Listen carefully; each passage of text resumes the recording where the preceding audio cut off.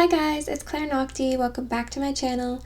In this two-part series, I'm going to be exploring some astonishing patterns that I've uncovered while researching the nakshatras most prominent in esoteric fields such as mediumship, magic, and divination. To begin this pursuit, I graphed the charts of 125 of the world's most influential occultists throughout history. And interestingly, I noticed the way that despite this being largely different pools of people, this survey had many mutual dominating nakshatras with a previous survey that I did but haven't shared yet of 165 most influential astrologers. This research sparked a journey into the presence of these top 3 mystically inclined nakshatras, animating their natives throughout history to carve out humanity's understanding of the magical parts of our nature. As usual, this is beautifully affirmed and expanded on through the bridging of ancient to modern mythology. I will explore these nakshatras' overwhelming presence in archetypal depictions of highly intuitive and supernatural individuals, mediums, and channels.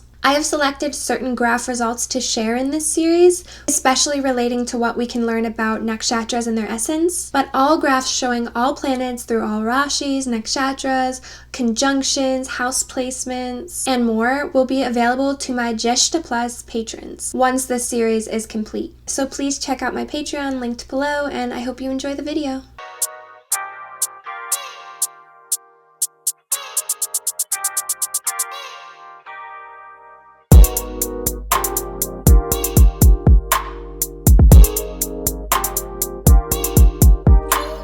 The first nakshatra that I will be exploring came up in this survey as the top moon placement. Not only that, but it arose as the top sun placement as well, dominating over the luminaries. In my survey of astrologers, it was a second-tier moon placement. In this way, it suggests itself as perhaps the most mystically obsessed nakshatra of all, Shravana.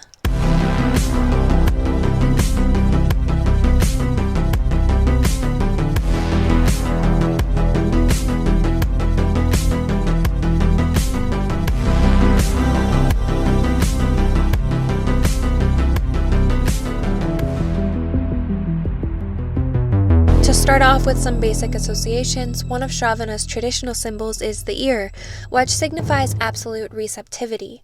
The nose inhales and exhales, the mouth tastes and speaks, the eyes see but also give out a gaze, drishti, and receiving darshan of a god or goddess can alter and transform you. But the ears through hearing are simply open to receiving vibrations. Shravana means hearing or the listener, that which is heard or revealed. The goddess Saraswati of knowledge and learning is said to be born in Shravana. Her exoteric form relates strongly to lineages, the passing down of knowledge through the guru or through academic institutions, and in this way Shravana is important for these subjects as well.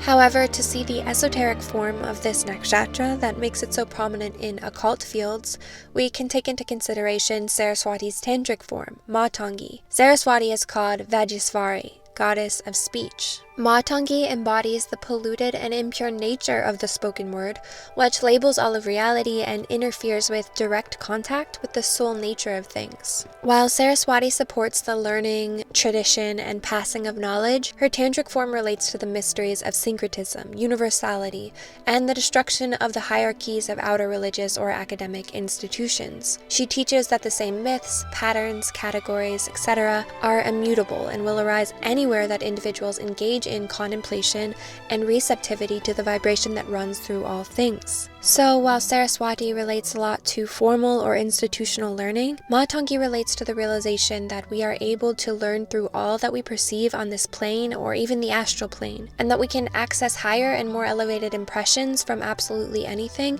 if we open to them. She circumvents outer teachings that just come through language, and points out their inherent impurity in comparison to direct contact with the solar truth of reality. Matangi Sadhana removes impurities in our perception so that we can learn from everything around us and harmoniously integrate anything we learn into the web of all that we already know in a nuanced manner. She is related to the ear, and the Purashcharyanava describes that pleasing her results in her answering all of your questions and curiosities by whispering them directly into your ear. She is one of the primary Mahavidya goddesses worshipped for any kind of supernatural and psychic power, and this can be shown in that she holds a parrot, an animal said to be psychic in India and used for divination.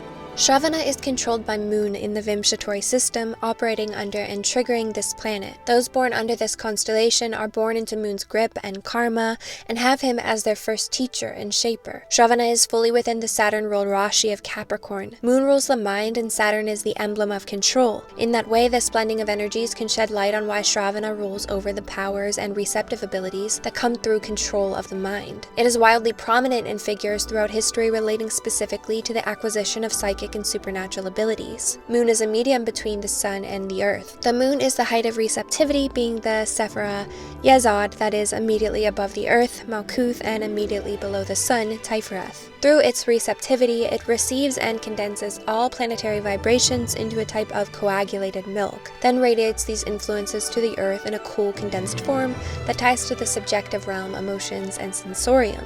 As I have explored in previous videos on moon-ruled nakshatras such as Hasta and Rohini, these nakshatras are overwhelmingly prominent in fields like psychology, dream interpretation, and emotionally fueled and symbolic arts like poetry. Moon is the controller and substance of the astral light and dream plane and the plane of emotions itself, and in this way these natives are naturals at entering and functioning within this deceptive, changeable, and emotionally charged territory. No other planet matches Moon in interest regarding penetrating into the secrets of the mind, and this takes its most potentially spiritual and mystical form in Shravana, where it is strongly enmeshed in contemplating the mind's spiritual and supernatural uses. To quickly put this in context with the other nakshatras that operate under Moon, Rohini is in the Venus Rashi of Taurus and represented by the cart, relating to receiving and holding input and then engaging in enjoyment, creativity, and growth of that input.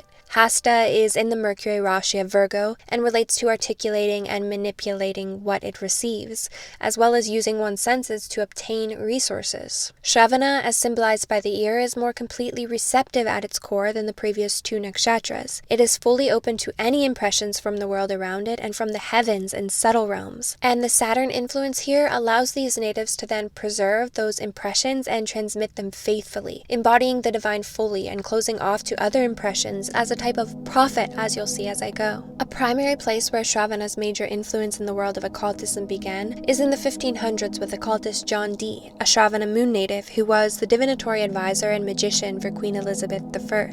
John Dee is perhaps most notorious for his scrying of the language of Enochian. He wanted to channel this angelic language because there were always different grimoires, folk pagan magic practices mingled with Christian themes, but there were incongruences with the angel names, with what correlated to what or what rolled what, and essentially Dee wanted to go straight to the source, commune with the angels directly to create a definitive, completely symmetrical, angelic system of magic. He prayed to be able to truly connect things based on their divine inner nature and to be pure and inviolable to receive the divine word. To do this, he got the help of a spirit medium scrying partner who could concentrate on the angels as Dee called to and spoke to them. And his famed scrying partner, Edward Kelly, had Shravana moon as well. They conducted magical investigations to summon angelic forces into a mirror or shoestone crystal ball. Through the angels, they began channeling and translating Enochian, which they believed to be the language of Adam first naming each piece of creation. This is also something said of both Egyptian and Sanskrit. Both claim to be magical languages which name things with their actual vibratory essence, rather than just random words for things, and many people interested in studying Sanskrit have this nakshatra as well, such as astrologer David Frawley.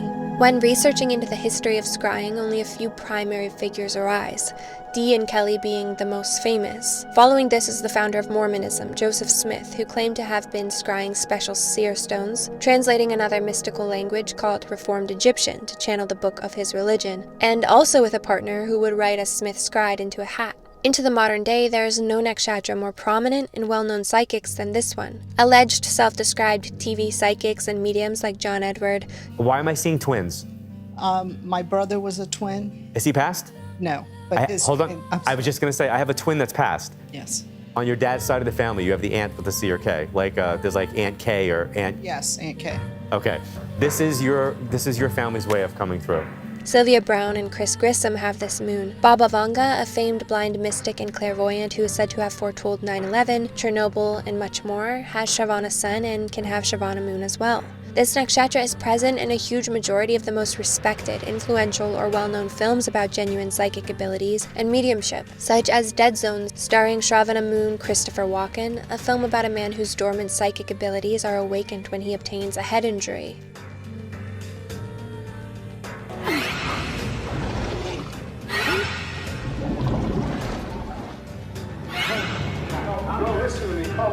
gonna be an accident. Call it off. Well, ridiculous. We always get on that pond until March. What the hell is the matter with you? Now, don't give me any argument. The ice is gonna break! This, along with The Sixth Sense, are perhaps the two most famous films about psychics. The Sixth Sense is about a boy who is tormented by his special ability to see and speak to the dead, and stars Shravana Rising native Haley Joel Osment. You see ghosts, Cole? Grandma says hi. She said you came to the place where they buried her. Asked her a question. She said the answer is every day. What did you ask? Do I make her proud? Shravana Moon native Sarah Paulson's first role and reoccurring role through 3 seasons of American Horror Story was as the psychic medium Billie Jean Howard. Billie is a gifted medium. I've been through all the phonies, but she is 100% authentic. I used to be like you. Until I was 25. When out of the blue, my cleaning lady shows up as I'm brushing my teeth. Except she's got no toilet brush and rubber gloves. She's naked and bloody. Her husband murdered her with an ice pick. Do you think I wanted a bloody Mexican ghost in my bathroom? The film Hereafter stars Shravana Rising native Matt Damon and is about a man who is able to communicate with the dead and who has worked professionally as a clairvoyant. I'm gonna hold your hands just until I get a connection, and then,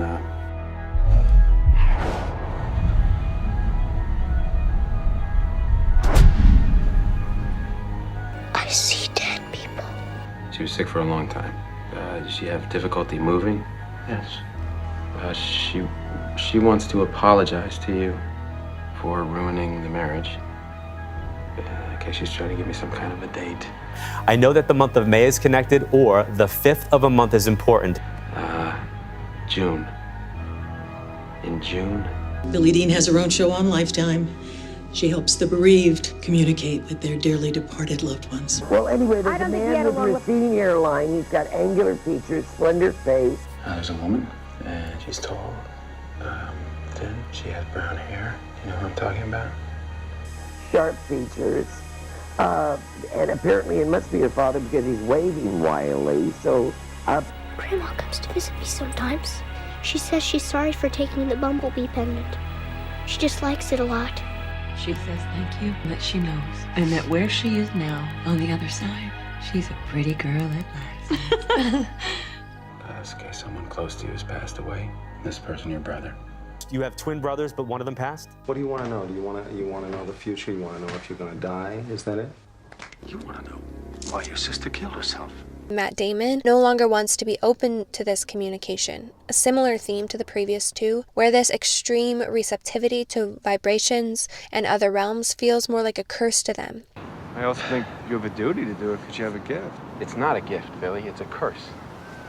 If God has seen fit to bless you with this gift, you should use it. Bless me? Bless me! God's been a real sport to me. The films Bloodsong and Maya both star Shravana Moon natives, Donna Wilkes and Avantika Mishra respectively, about women blessed with extrasensory perception and visions that drive the films. In Pirates of the Caribbean, a Shravana Moon native plays the mystical and magical Caribbean clairvoyant Tia Dalma. The occultist filmmaker Kenneth Anger is a Shravana native called a cinematic psychic, claiming to use extrasensory perception and telepathy as his primary means of research for his films. John Edward explained in interviews that his alleged ability to see ghosts and interact with entities is not so much that they appear directly before him, but that he is able to make connections between the things they show him and what he is trying to say, and he builds a kind of personal correspondence system to do so. For example, a woman lied about her name to him and he was holding a card when he found out. Now, anytime that card pops into his head, he claims he is able to connect that the person he is talking to is lying about their name in some way. This sheds light on the way that Shravana gains its abilities primarily through finding the connections between things in all different kinds of ways, such as symbols, smells, metaphors, memories, and so on, and being open to the mind's use of them. This is associated with Shravana's power, the power of connection, Samhanana Shakti, relating to its ability to make connections between worlds and connect humans to the divine or spirits to humans. Matangi is the female Ganapati, who is lord of the categories. The clairvoyant abilities these individuals proclaim claim for themselves are subjects questioned by science, called taboo or even evil by exoteric religion, and so which lie outside of what is accepted within society, making them outcasts. Matangi is the outcast goddess. She is associated with forests, tribes, and anything outside of conventional society, described as dwelling in and knowing the forest, one of her forms being said to be dressed in leaves only. Shravana is a mlecha or tribal caste nakshatra with its truest, often untapped power lying outside of societal norms. Matangi overcomes caste-bound society and seduces Shiva in her form as a low-caste forbidden woman as Chandalini, and this calls to mind the story in the modern consciousness of Pocahontas. Pocahontas is a woman whose beauty, free spirit, and intelligence was able to capture the love of a man amongst the settlers colonizing her people and land. Her character in the famous Disney depiction of this story was voiced by a Shravana moon actress Irene Bedard. The story functions as a symbol of Matangi and esoteric Shravana, as it teaches about connecting with the pure knowledge present abundantly around you as a kind of scrying, or ability to learn through communing with the spirit of all things, as you become a perfect lunar reflector and messenger for the solar spark within each thing. I hear the wind. Yes. What is it telling you? I don't understand. Natura, you will understand. Listen with your heart, you will understand. Let it break upon you like a wave upon the sand. It's saying something's coming. Strange clouds? Listen with your heart, you will understand. A famous song from the story, Colors of the Wind, poetically describes this, and its lyrics were also written by a Shravana moon native, Stephen Schwartz. Have you ever heard the wolf cry to the blue corn moon, or ask the grinning bobcat why he grinned? Can you sing with all the voices of the mountain? Can you paint with all the colors of the wind? I will explore this much more shortly, but Vishnu is the god presiding over this nakshatra. This tale calls to mind the way that in the Puranas, one of Vishnu's avatars is said to be the sage Dattatreya, the guru of gurus, of who Avadhuta Gita, the Song of the Free, is attributed to. Dattatreya's myth is that he did not have a human guru, but instead had 24 teachers that all came from his natural observances, through which he obtained realization. For example, he observed a hawk, it picked up a large chunk of food, and the other birds harassed it until it dropped its excess. Through this, he learned to only take what he needed. He observed a moth fly to its death into the flame, and through this he learned to question his senses and know that they could deceive him. The myth of Matangi's father, Matanga, is that he finds out his father was low caste, and he performs immense austerities and deeds greater than that of a Brahmin. You think I'm an ignorant savage, but still I cannot see if the savage one is me. How can there be so much that you don't know? Matangi teaches that the outcast goddess is the true Brahmin as the guru of the solar path, not being dependent on anything but transmuting your own receptivity into pure knowledge. So at the height of Moon, you overcome Moon's negative traits through using lunar passivity and mediumship towards the inner plane rather than just the outer, but connecting the two. So Matangi teaches the worldview of Animism, the attribution of a soul or spiritual essence to all things, in that as the female Ganapati, who is in charge of different categories of spirits, she embodies the idea prominent in shamanistic practices that all things are connected. And we are all connected to each other in a circle, in a hoop that never ends. Nothing can escape this cosmic categorization, and therefore all things must have some kind of essence or vibration. Animism is so complete and outside of any bounds that it even accounts for each religion and worldview being animated by a different spirit. Animistic practices tend not to be morally bound like religious practices, as they are only concerned with the essence of things and the preservation of raw vitality. The rituals involve drumming, alcohol, dancing, bright clothing, grand gestures with weapons, signs of energy flowing well. The moral structure is less emphasized because one simply sees each thing as forces, similar to biology, which would never see toads as evil for their eating of bugs, for example. Animism is just knowing what forces do what and interacting with them tangibly and experientially in their proper place. Just to give some background on this, in Southeast Asia, for example, there's a lot of animism. Households where they'll worship as well as have correlating magical practices with the centipede spirit or snakes or birds. It's common in households with animism that a certain household is devoted to an animal in the form of energy that flows through that particular animal. This happens naturally as well.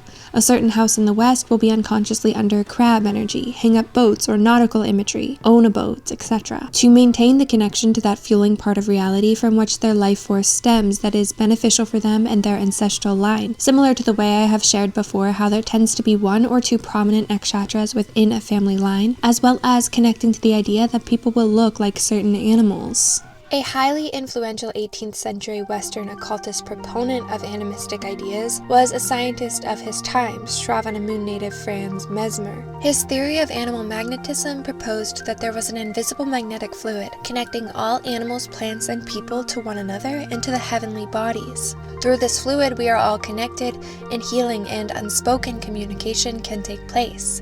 He claimed to be able to use it to induce contact with supernatural beings and angelic forces, and he would put people into a magnetic sleep where clairvoyance was said to arise. Through this, Mesmer ended up being the initiation idea for preceding practices like mesmerism, hypnotism, and the lunar science of psychology, which I will explore later in the video. His ideas had a huge influence on all main occult and magical understandings coming after him.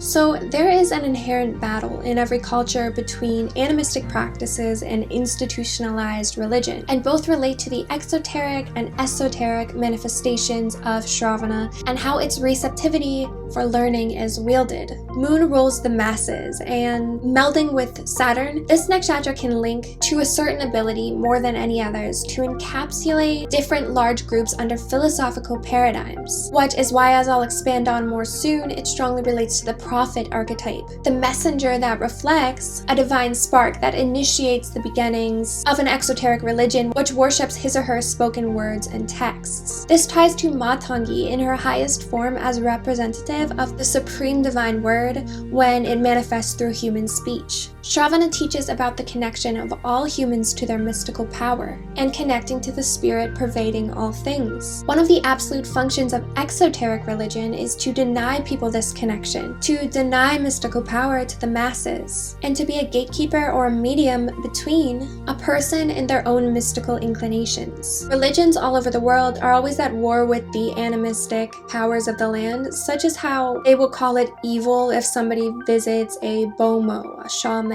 or a hungan, for example. So the negative side of the moon comes in wanting to be a controlling medium between individuals and spiritual forces so that they can gain benefits from it like money, social standing, and power. To be a medium between people and their mystical nature, it requires cutting people off from the ability to interact with the spirit of things, and to not be able to get in touch with the solar essence of things like plants and elementals, but forcing them to feed off of your words only, and demonizing animistic practices, making people scared of them. This relates to why Vashikaran is Matangi's power, and is the power basically relating to enslavement, and to turn someone into a puppet under the impurity of the spoken word or an institution. Using your receptivity simply to worship outer institutions, or believing you are superior just for your involvement in institutions or lineages, are the concepts that Matanga's myth relates to discrediting, which falls under Shravana's more dangerous side. Using extreme receptivity and emphasis on the lunar sheath to be a reflection of the contacted spiritual forces for yourself is its more evolved side. This is also why the congregation of a religion is said to be a female lunar force, the egregore, such as how in Islam the community is Ummah. In Catholicism they refer to the church as the bride of Christ, and educational institutions are similar, such as how one refers to their college as an alma mater, nourishing mother. Academic or religious institutions are the passive, lunar, mother-like vessel to the solar spark that directs the religions or births the ideas. And so a prophet is a lunar messenger. The negative side to this nakshatra also relates to the way that often combined with a Ketu-ruled nakshatra, which grants more primal power. Shravana as a moon placement can lead specifically to prophetic cult leader behavior. Due to these natives' ability or interest in opening up to spiritual streams of knowledge that others have more trouble accessing. And so then they begin to worship the messenger. Mesmer was a kind of cult leader of his time, amassing a huge group of mainly women dependent on his healing. David Koresh, the man behind the Waco cult, had moon in Shravana. He claimed the gift of prophecy, and that his destiny was to give birth to a child that was the chosen one. Shravana moon native Charles Manson also gained a primarily female following, as he predicted through prophecy an apocalyptic race war. So prophets have to possess a firm connection to the lunar sheath, because if an individual is too solar, it's almost like he just is, and has no reflective quality, but is more like a battery, with no interest in articulating or communicating. Shravana is obsessed with explaining things, reflecting on the solar spark, and channeling. So a prophet has to be in touch with both the solar light and the reflective, emotional parts of their nature to be able to communicate to the masses and deliver the message to the emotional centers of the people. Shravana can pick up on all types of vibrations, spirits, and elementals, but it deeply wants to use channeling more religiously than other nakshatras, wanting to know the place of all things philosophically and within the cosmos. This is also why one personality tendency here can be that Shravana natives are quite narrow-minded, as religion is designed to do this. It is a nakshatra specializing in choosing one philosophical paradigm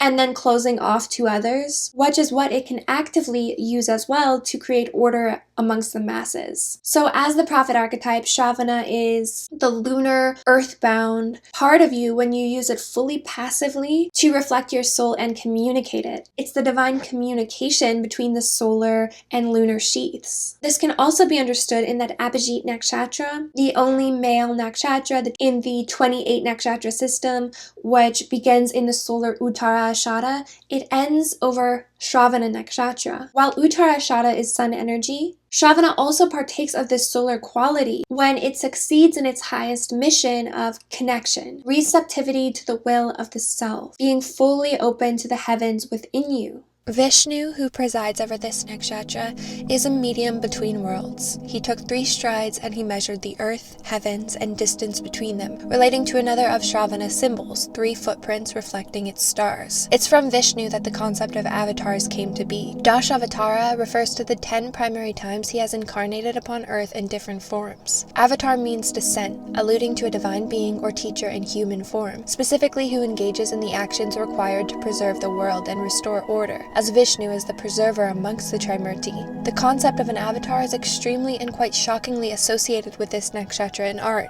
The idea of a chosen one, or one special individual destined to defend the earth from evil forces, the divine subject of prophecies, who often begins the stories as some kind of pure-hearted outcast. This tends to manifest in art heavily as children, which is interesting in light of the specific myth associated with this constellation, being that of Vishnu's avatar as Vamana. Vamana was a young scholar who was a dwarf. The Asura king Bali conquered the 3 worlds, and so Vishnu incarnated as Vamana to restore order. Bali was known for his generosity, and Vamana approached him asking him simply for the amount of land with which he could step over with 3 strides. Seeing Vamana's small form, of course Bali agreed. At that point, Vamana grew into a giant form, covering the earth with 1 step, the heavens with another, and with a 3rd step, stepping onto Bali's head to push him into the netherworld, restoring order on earth. This myth persists in our art to this day through the diminutive forms of children who, unexpectedly and through their innate receptivity to the divine, become extremely powerful, their purity against the greatest evils. This is interesting as well in that throughout history in many cultures, women and even more so children who are ruled by the moon were said to be the most intuitive due to their purity and receptivity. So through the extreme service to the impressions one receives, not only does Shravana gain the ability to receive messages, but Saturn combining with Moon here allows for a control of the mind that gives rise to the supernatural abilities shown in these films prominently, such as telekinesis and more. This trope can be found in The Sixth Sense, where the psychic Shravana boy discovers that the way to harmoniously wield his unique power is through helping the dead as a medium to their communication with the living, to finish their business here and go to the higher plane. Sixth Sense ends with the little boy, after fulfilling his mission of realizing his special spiritual place, acting in his school play as the chosen boy bound for greatness in The Sword in the Stone by Shravana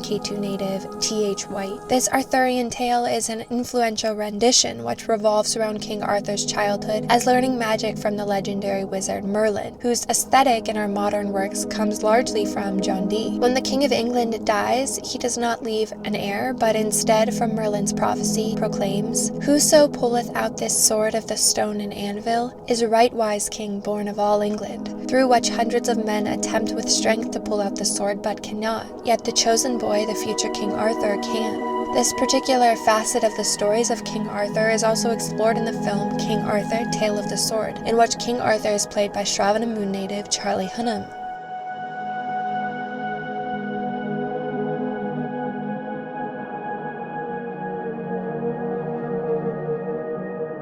The incredibly iconic story of the boy who lived, Harry Potter, the chosen one, destined to defeat Voldemort, was written by Shravana Ascendant native J.K. Rowling. That's why you're famous. That's why everybody knows your name. You are the boy who lived. Obviously, this story is hugely influential in the modern consciousness regarding all types of magical subjects, supernatural powers, and prophecies. Another massive Shravana symbol in the modern consciousness is the story of Star Wars and the Force, which is also absolutely full with examples of psychokinetic abilities, psychic power, prophecies, and so on. And it was written by Shravana Moon George Lucas. Very specifically, the character of Anakin, a young boy with an unprecedented level of Jedi magical abilities, is played by a Shravana Moon child. He is called literally the chosen one of the Force, the one who has been meant to bring balance to the world. There we are. Good as new. Obi-Wan? Yes, Master. I need an analysis of this blood sample I'm sending you. Wait a minute. I need a midichlorian count. The reading is off the chart. Over 20,000. Even Master Yoda doesn't have a midichlorian count that high. No Jedi has. What does that mean? I'm not sure.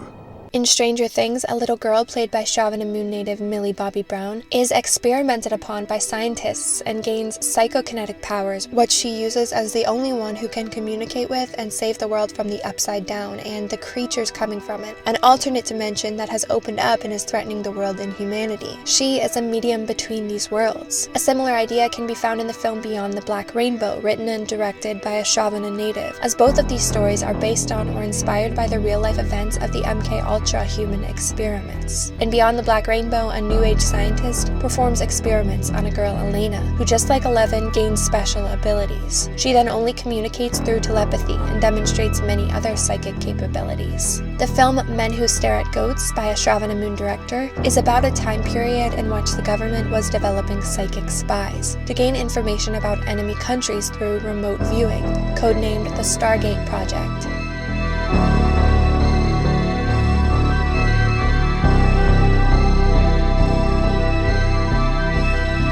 The true story of this is explored in a documentary, especially outlining the mysterious death of one of the most successful psychics in this governmental experiment, Pat Price, who had Shravana Moon.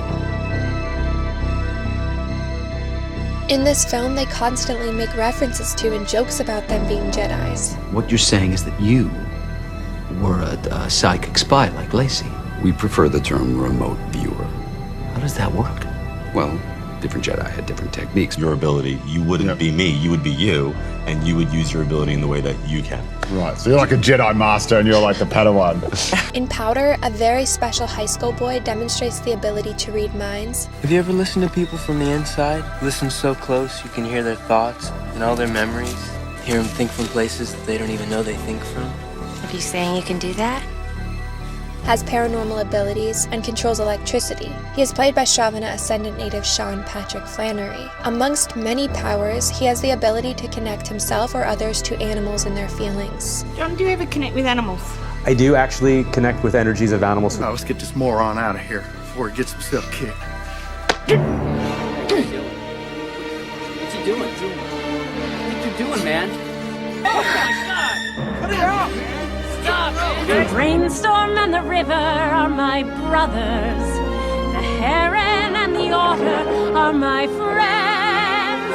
And we are all connected to each other in a circle, in a hoop that never ends. Inside most people, there's a feeling of being separate, separated from everything, and they're not. They're part of absolutely everyone and everything. He lays his hand on the deer while it's still shaking, and then he touches me at the same time. I can't figure out why, till my heart starts pounding, and I'm shaking, and I'm feeling myself hurt and scared shitless, slipping away in the goddamn dark. It's like I could feel that animal dying. Yeah, it's like I was a goddamn thing. She thinks I'm an angel, come to take her home.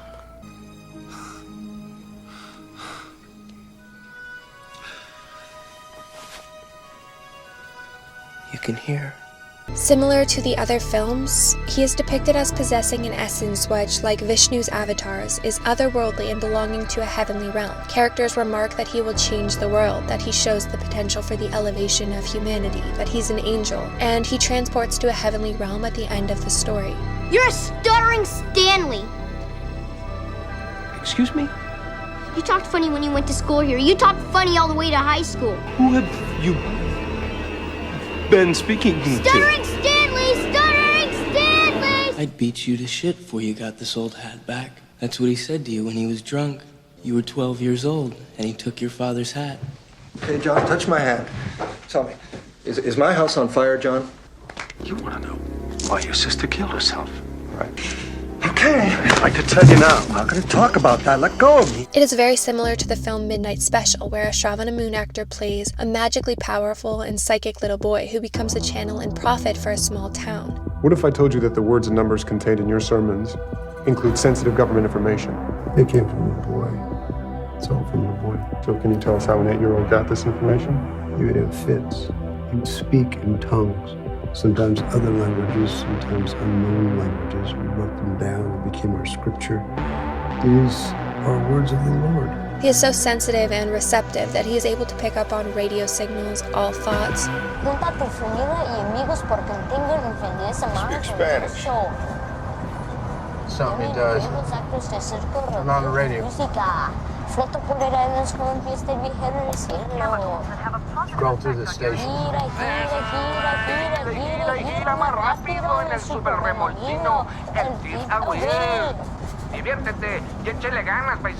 And similar to Powder, is able to give people spiritual experiences through his touch and eyes, which those around him crave to connect to as a way to experience the divine through him as a medium. The government seeks to control the boy, and the film shows him as he tries to escape their control, eventually opening a portal into a higher realm of aliens or angels who he is connected to and also returns to. I think I know what I am now.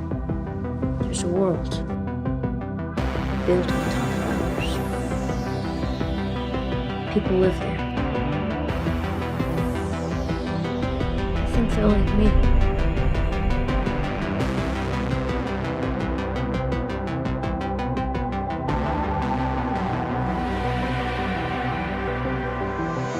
The film compares the little boy to the origin story of Superman, and Man of Steel, which stars Shravana Moon and descendant native Henry Cavill, differentiates itself by having a special component where it analyzes Superman's childhood and destiny as an alien bringing order to Earth. Goodbye, my son. He'll be an outcast. I'll kill him. How? He'll be a god to them. As the quintessential comic book Chosen One. In Immortals, Henry Cavill is the subject of prophecies when he is the mortal who is chosen by the god Zeus to fight evil. If there is one human who could lead them against Hyperion, it would be Theseus. And gains a place amongst the gods for his sacrifice.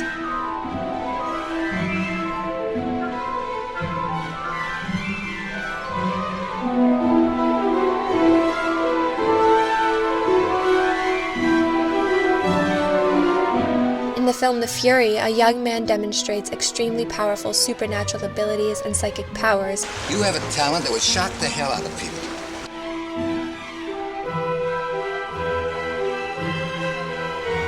and is also kidnapped by the government who seek to wield such powers and study him. He too has moon in Shravana.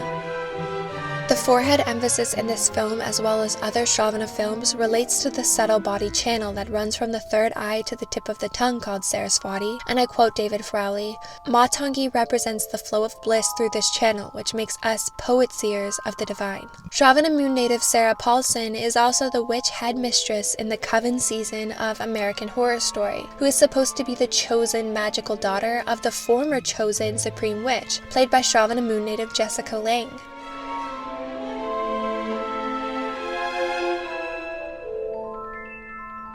Paulson develops as well a motherly love with the third of the primary powerful witches in the coven, Myrtle Snow, played as well by Shravana moon native Frances Conroy. Shravana shows its mastery here in that to become supreme witch, the individual must pass the test of 7 wonders, 7 mental magical abilities, and the Shravana native overcomes her competition in ability. In general, the presence of these 3 women, who are throughout almost all American Horror Story seasons, all having Shravana moon, emphasizes the way Shravana has such a big place in the realm of the paranormal. The story of The Lord of the Rings contains an archetypal prophesized chosen one trope, but it subverts the normal concept of the chosen one by placing that storyline in the background and placing a storyline more related to will and choosing one's destiny in the foreground of the tale. The chosen one in the story is Aragorn, as the man meant to be king, to be crowned to protect against all evils, and his character is played by Shravana moon native Viggo Mortensen.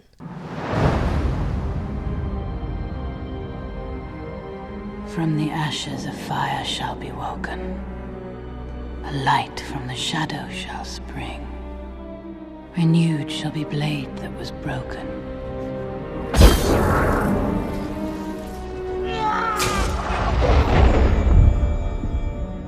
The crownless again shall be king.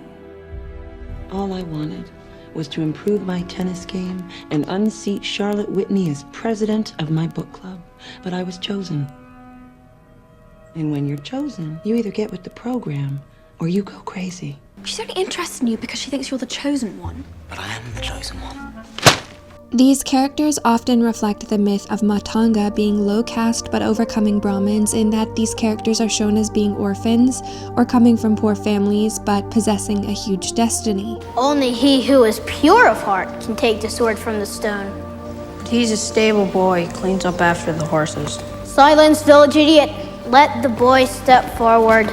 Harry and Eleven were orphans. Harry begins his story living in a closet, and Powder begins his hidden living in a basement. Henry Cavill as Theseus in Immortals was considered an undesirable because he was born through rape.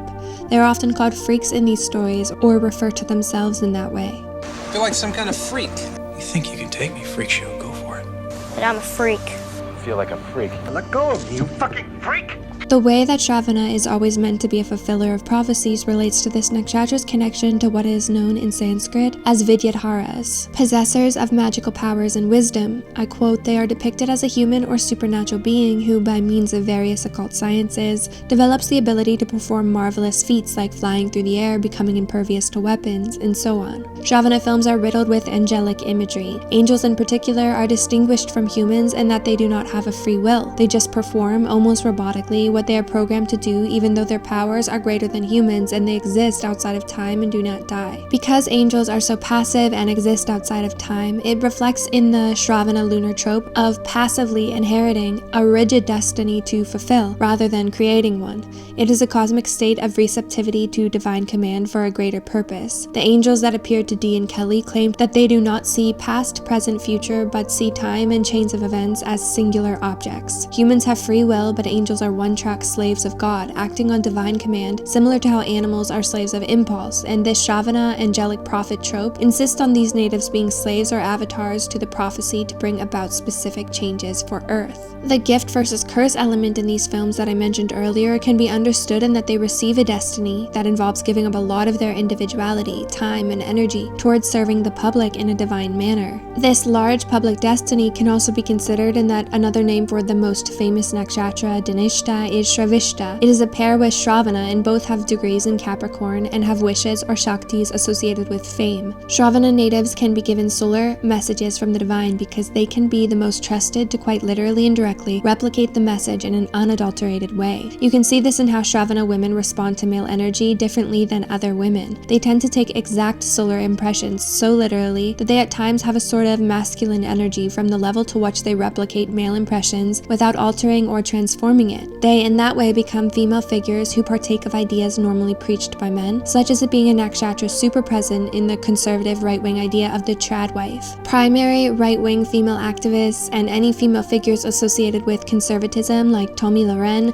Lauren Southern, Candace Owens, and Sarah Palin can all have this moon. This is why Shravana natives are often so interested in seeing the future, considering destiny and fate. They remain rigidly within the bounds of what they receive, so feel more under control of outer forces and fatalism. A final primary film about precognition that I want to briefly explore is Arrival, where aliens come to Earth. A linguist who begins to try to translate and interpret this language gains the ability to see the future, as the language itself rewires the brain to be able to navigate the dimension of time in a cyclical rather than linear manner. Arrival was inspired by the Sapir-Whorf theory of linguistic relativity, the idea that language shapes how we perceive reality to a much greater extent than we understand. Through using another language, then, one is able to view the world differently, and in this case with a magical language, acquire the ability to change how one interacts with the plane of time. Sapir and Whorf, those this theory is named under, both have Sravana Nakshatra as a primary placement, and this brings me back to considering earlier contemplations on those scrying mystical languages and Shravana as the transcendent or magical use of special languages. As I mentioned, Dee and Kelly claimed to be scrying Adam's language, or the original word. This is quite interesting in light of Matangi being the minister to Tripura Sundari. Moon is exalted in Kritika Nakshatra because it is an interpreter who can command spirits and transmute offerings. It's less communication-oriented and more commanding, directing, and relating to giving offerings. Kritika is the controller and namer of the forces, which is why Tripura Sundari is known as the one who directs all of the events on Earth, who orders the karma of creation, as the scholar David Kinsley says that she is traditionally associated with Kritika. I've discussed previously, especially in my video on Rohini Nakshatra, the way that Kritika is the nakshatra of Adam. Matangi as Shravana are the transmitters and the receptors to Tripura Sundari's commands. Shravana seeking to know the categories and essence, the true names of all beings in creation, and the direction of their affairs. Shravana categorizes all things so that you and your environment exist in harmony. In some parts of the world, they call bird spirits Garuda,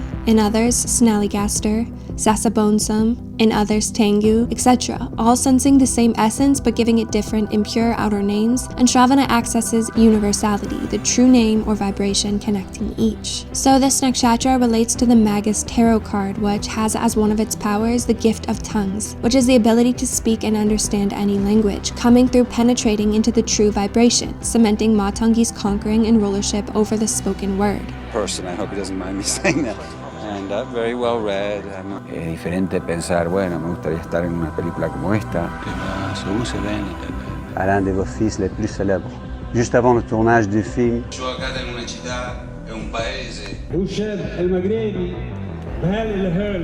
This is also why these natives are depicted as being able to read minds and talk telepathically, which is a more pure form of speech. The Magus card has on it the Ape of Thoth, which is the Egyptian equivalent to the parrot on Matangi's shoulder, because the word ape means to imitate, just as parrots do the role of this ape to copy the works of other people, serving the function to distort it by aping it, to make the unworthy unable to understand it. Thus, the one copying becoming the slave of the destiny of the one they are aping, instead of their own destiny, reflecting Matangi's rulership over enslavement magic.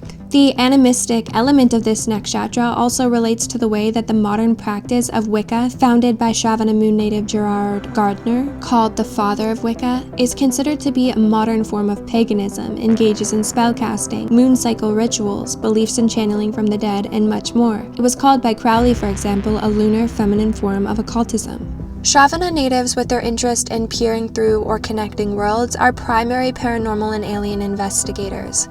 Two primary figures in history are known for their immense work with categorizing different visions of UFOs around the world and their types, and both of these researchers, Jacques Vallée and Allen Hynek, are Shravana moon natives. Vallée was consulted by those on the team of the Stargate project, and also studied the phenomenon such as the visions and angelic contact of people like Joseph Smith, claiming them as actually relating to UFOs. In Close Encounters of the Third Kind, the head of the UFO research team's character was inspired by Vallée. While Vallée had Shravana moon, the actor playing the inspired character had Shravana moon as well. He is the one in the story who first discovers the spacecraft, figures out the secret to communicating with the aliens through a musical language similar to Arrival, and communicates with them at the end. Shravana dominates in films relating to actual alien abduction experiences and their psychological effects. An iconic film on this topic is Fire in the Sky, where a man played by Shravana moon native D.B. Sweeney is abducted for weeks, something he remembers later during a disturbing flashback.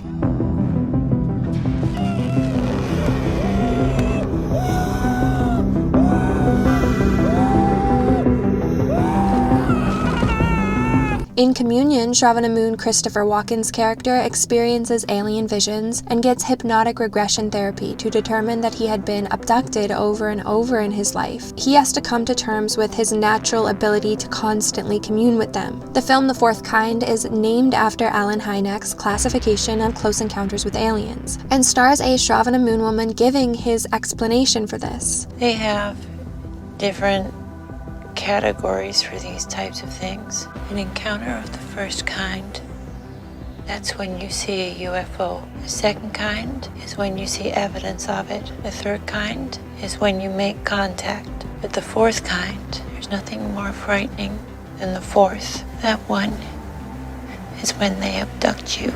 Throughout the film, she explains her story tearfully of her terrifying alien abduction experiences.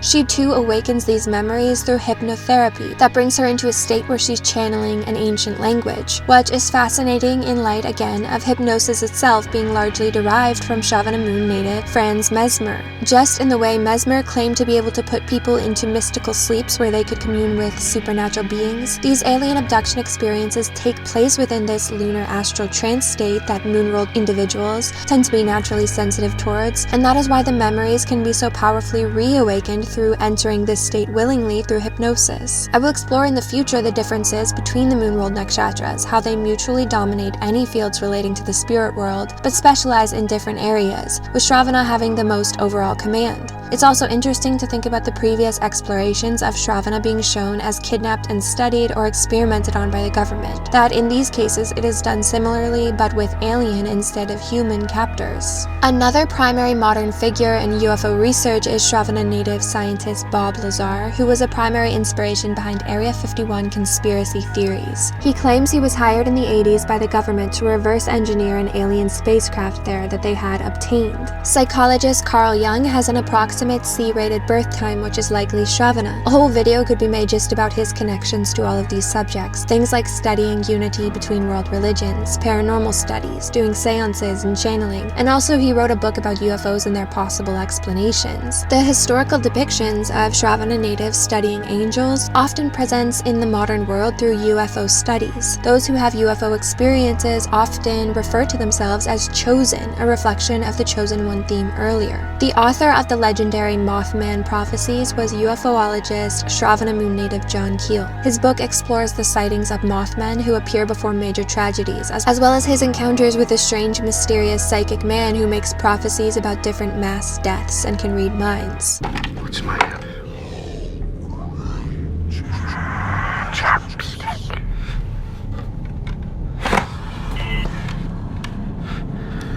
You're reading my mind, are you? You're reading my mind. I have no need to, do I? What's the third line? Page 51. A broken smile beneath her whispering veils. Pick a page. 216.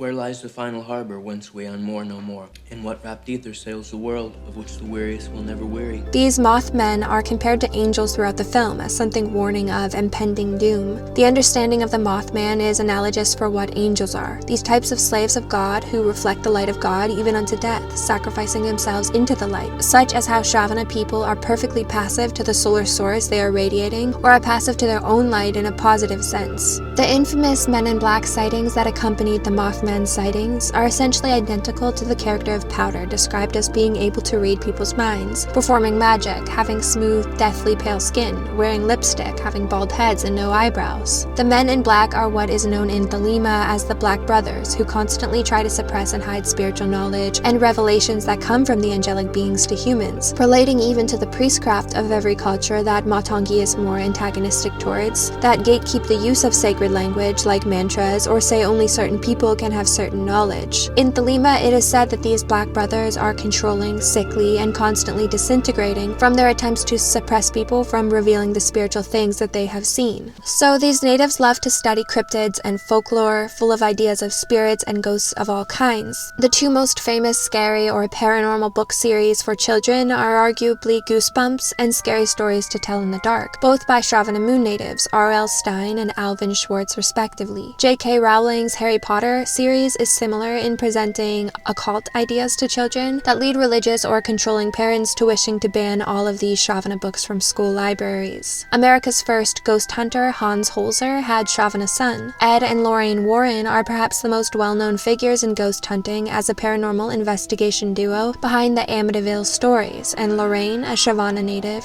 is the clairvoyant and medium of that partnership. The star of sci-fi's paranormal show Haunted Collector, John Zaffis, had Shravana Moon. Shravana director Toby Hooper did the show Haunted Lives with an episode that starred Sylvia Brown, and he also directed the movie Poltergeist, another iconic depiction of a psychic and ghosts. Shravana is prominent as well in the art of stage magic and illusion. The most famous illusionist of all time, with the most notable influence on the golden age of magic, Harry Houdini, had Shravana rising.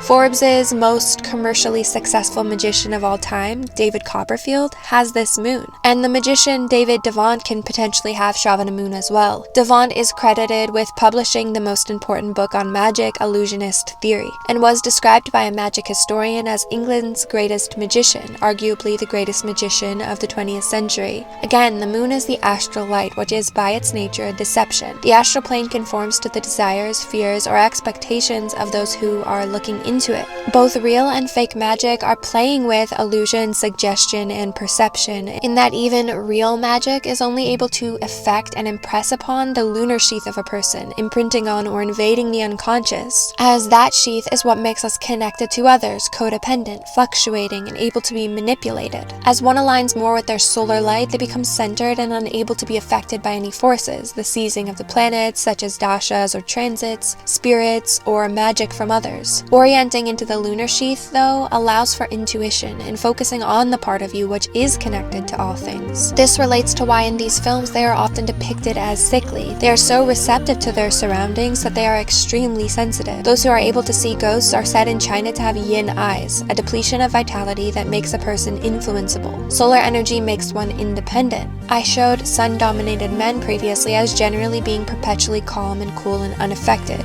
but it is in these individuals who are most sensitive to the most subtle vibrations and even to a dangerous point that brings mental unrest and sickness that mediumship arises. But back in regards to magic, in Islam they say someone doing sleight of hand magic and working with genies are the same, confusing and persuading the senses of someone through the power of suggestion, either through physical or astral means. Franz Mesmer is credited with discovering the power of suggestion, which became mesmerism and then hypnotism, the active and non-deceptive use of suggestion. By the way, he suggested he was healing patients with this fluid, and they began to heal, an early example of the manipulation of the unconscious and its power. This finding inspired Rohini Moon Sigmund Freud to birth the theory of the unconscious later developed by Jung. Through Mesmer's work, Freud came to understand that there is an unconscious part of people which reacts to suggestion and dictates behavior. Freud tended to focus on the Rohini element relating to the power of sex and desire pulsing through all things, being present under the surface of all actions and emotions in our daily life. Mesmer's work was primarily primarily the inspiration that caused Freud to even bring the idea of dream interpretation into Western thought and psychology, realizing perhaps if hypnotism brings a person to a part of the mind where they can be healed,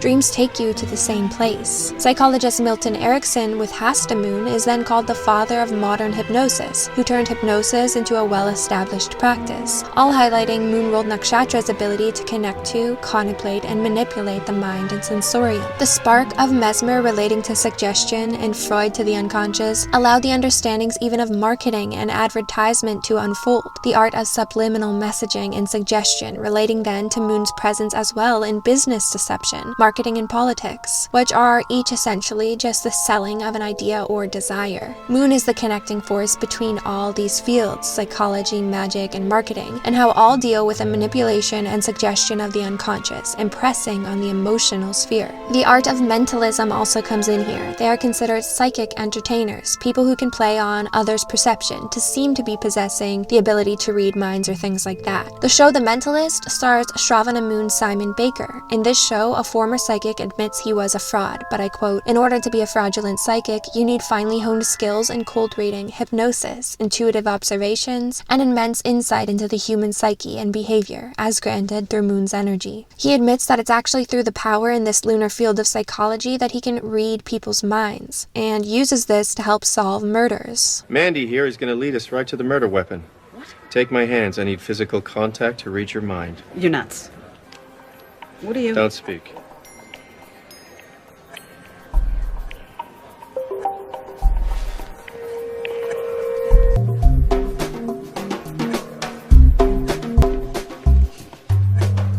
The murder weapon. This is crazy. But I didn't kill that man. I didn't. She's right. She has nothing to do with the murder. What? I just used her as a decoy to lull the real killer into giving me clean directional cues. Neil.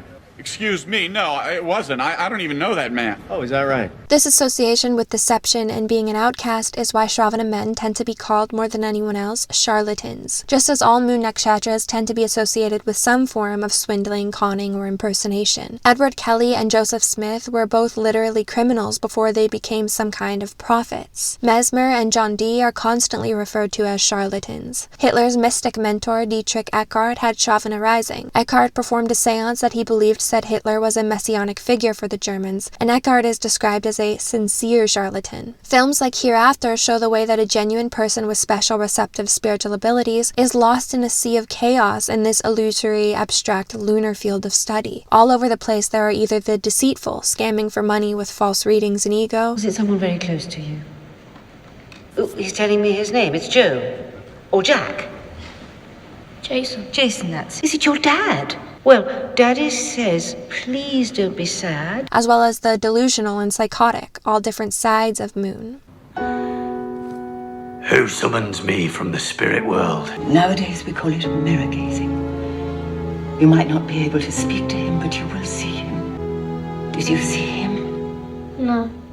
Don't worry, I'm not gonna go in any stupid trance or anything like that. I just gotta grab him to get a connection. The power of suggestion and mentalism is often brought up when discussing something similar, neuro-linguistic programming, which arose out of scientific work on hypnosis and was founded by a team of two men, Grinder and Bandler, with Shravana and Rohini Moon respectively, with Grinder being dubbed the real genius. This was an extension of the ideas of hypnosis to then instead perform healing and behavior therapy while someone was conscious through use of language pathways to indirectly program a person to change their beliefs on something, as it proposed that people develop mental maps through life-connecting sensory experiences that can be manipulated, and similar to Sapir-Whorf, that language determines how we subjectively experience reality, so we can use language to change our own behaviors. Sociologists and anthropologists actually categorize NLP as a form of folk magic or quasi-religion, a practice with symbolic rather than physical efficiency, essentially a placebo, an art of suggestion. Watching a session of this take place, it feels almost exactly like a mentalist or stage magician. I go out and I buy anything, and then I make that person fall in love with it, all right, by creating a strong feeling of desire for that object. Does that make sense? Yeah? What's your dream present? The BMX bike, fulfill a childhood dream. Really? Is it a childhood dream to have one? I never got one when I was a kid. You never got one when you were a kid, so it'd be great to have one. Okay. Do you want to have a look? Yes. Yes, excellent. Come and have a look.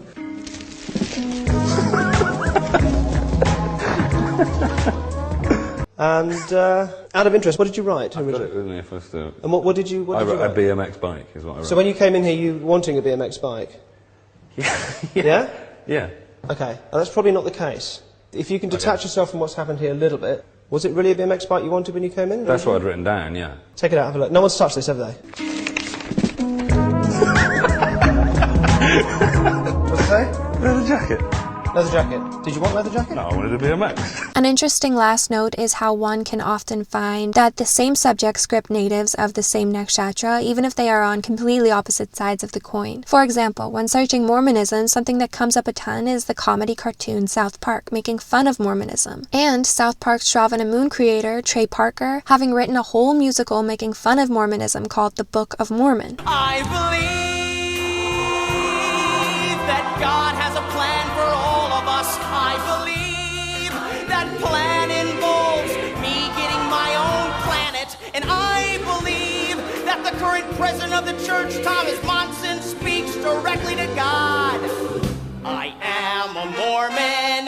And dang it, a Mormon just believes. Many people believe Joseph, dum dum dum dum dum. And that night he saw an angel, dum dum dum dum dum. Also buried with the book are 2 seer stones, the Urim and Thummim, which will allow you to translate the writings. Find it and fulfill your destiny. Wow. Dum dum dum dum dum. Joseph Smith was called a prophet, dum dum dum dum dum. Not only that, but Parker is also very fixated on John Edward, making fun of him in multiple episodes and even choosing him as the winner of the Biggest Douchebag in the Universe award. And the winner for Biggest Douche in the Universe is... it's John Edward, Milky Way Galaxy, Planet Earth! Now come on now! Here he is, the biggest douche of the universe. In all the galaxies, there's no bigger douche than you. All of a sudden, this bright blue light filled the room. And then the next thing I remember, I was being drugged through a hallway. Then I was lying on a table, and these scary aliens wanted to operate on me. Other episodes poke fun at ghost hunters, dead zone, etc. Trey Parker, as a Shravana Moon native, seems extremely focused on making fun of all the things relating to his own nakshatra. Perhaps an issue of shadow projection, agitation unconsciously that he can't put his finger on what is drawing him towards the subject, even though his rational mind rejects it. It's an interesting meditation on what it means when we are overly or heavily fixated on criticizing some specific area of reality. But this can also be because Shravana has a very genuine desire for true channeling of the divine, and in that way oftentimes focuses on trying to disprove fraudulent psychics. An individual will always feel a strong pull to correct people and adjust the public's perception regarding the fields their nakshatra is prevalent in. In fact, Shravana ascendant native Harry Houdini was a primary figure who would go to the spiritualist seances, popular at the time, as a skeptic and disprove the so-called spiritual phenomenon taking place. Many of the most famous psychic debunkers throughout history were themselves mentalists or illusionists, understanding this power of suggestion and being able to pinpoint that it was coming from something that was not supernatural. So the sun and the moon as the luminaries are the most important planets, ruling half and half opposite but complementary parts of one's reality and perception, and mixing them produces immortality. As the transcendent Abhijit bridges these 2 nakshatras, the formula of Shravana is essentially the sacred elevation of receptivity to its celestial summit, transforming one's lunar body into a servile avatar for divine command and messages, opening up fully to the heavens to become a medium between these realms. The magician is neither divorced from nature and the spiritual essence of things, denying the lunar half of reality, nor is he entrenched in them or subject to them. It is his ability to become fixed as a vessel, moved by the sun, while also controlling and directing the moon's astral light around him, which produces magic.